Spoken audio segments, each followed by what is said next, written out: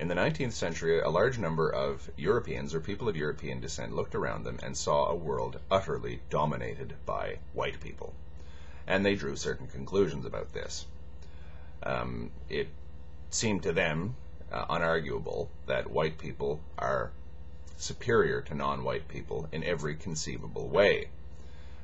Scientifically, culturally, militarily, religiously even. Yes, they did believe that.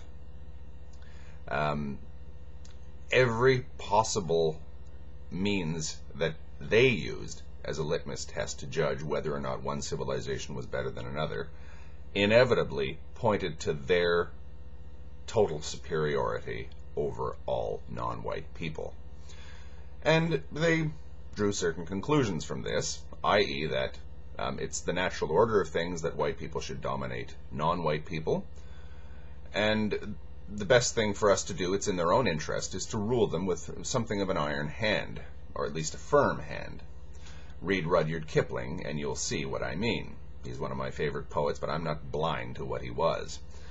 And there were other Europeans, apart from these at least vaguely enlightened ones, who said that the best thing to do with non-white people is to turn them into our slaves, quite literally. All you have to do is go to the southern United States, and there was an intellectual justification for that, or go to a lot of the more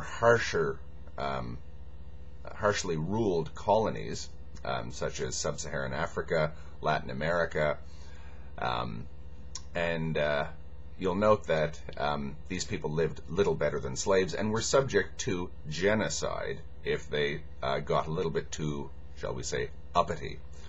Just ask the people of the Democratic Republic of Congo, or Namibia, or Latin America, or Tasmania, or in my country, Canada, what happens when non-white people seriously got in the way of what Europeans wanted to do. Genocide. The only dissenting voice to this was a voice that said, look, these people are just in darkness. If we can put these people in the light, then they're just as good as we are, or at least only just slightly inferior to us. And that voice said, we need to turn these people into white people. We need to completely obliterate their past and turn them into good Christian white people. This was the missionary movement. Their view was slightly nicer than the first view, i.e. slaves, but it was extremely disruptive, and we're living with the consequences of this colossal cultural arrogance to this day.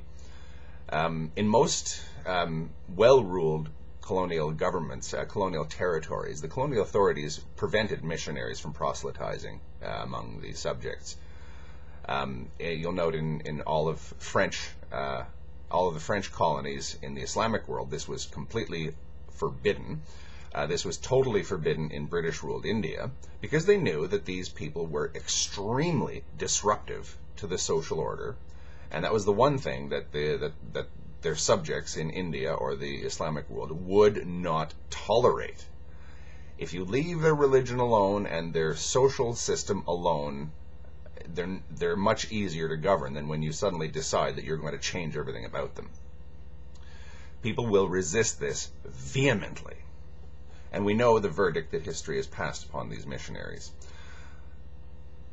I've been criticized for taking Thunderfoot's words out of context, although this is something that I believe that he has done himself with a lot of people that he has gone up against, and misunderstanding what he is actually propounding.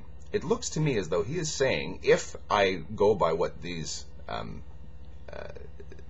people are telling me, although he has not seen fit to clarify, all that we have to do is remove the more retarding, shall we say, tendencies in the Islamic religion from Islamic culture and society, and we will thus unfetter the Islamic mind and enable it to catch up scientifically to the Western world, or to the rest of the world, let's say. Now, This is unfortunately a shadow of the 19th century missionary outlook, if you ask me. It's just saying that the only thing that's wrong with these people is their religion, or at least the way that it's practiced. We just have to tear certain pages out of the Quran, or the equivalent of doing that, and it might be actually acceptable in the modern scientific world. Now, the obvious pratfalls in this sort of strategy are, well, obvious. If somebody in faraway England or Canada tells somebody in Karachi or in Algiers or in Kuala Lumpur that their religion is defective and in need of correction, what kind of response do you think you're likely to get from them? Especially when it's clear that you're coming from a position of complete and utter disdain for that religion. Thunderfoot's position on Islam is fairly clear. I won't actually elaborate on it. He speaks for himself. It's quite clear that anyone with his credentials attempting to tell Muslims that they've gotten it wrong and that they need to adjust and tinker with their own religion to make it fit the modern world is going to get a somewhat less than enthusiastic reception. Again, I mean this. I'm not trying to be hyperbolic here. The whole thing is a lunatic proposal. It will not work, and it will cause far more problems than it solves. Once word gets out that this attempt to adjust the faith of the faithful, of the Islamic faithful, is engineered by people who have absolutely nothing but utter contempt for the concept of religion itself, people will smell a gigantic conspiracy. One thing that I do know is conspiracy theorizing is the national pastime in the Islamic world. And it will probably cause the same sort of reaction as we saw in 1857 in India in a war called the Indian Mutiny, or, as the Indians would call it, the First Indian Revolution.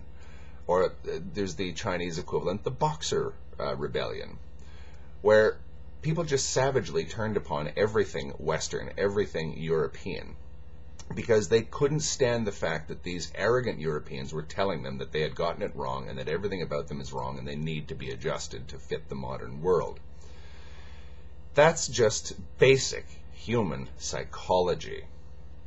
My solution to the problems of the Islamic world? And Muslims know that they have gigantic problems. You don't have to tell them this. They know this. Leave them alone. Let them deal with their own problems in their own way. Is that too much to ask? Thank you.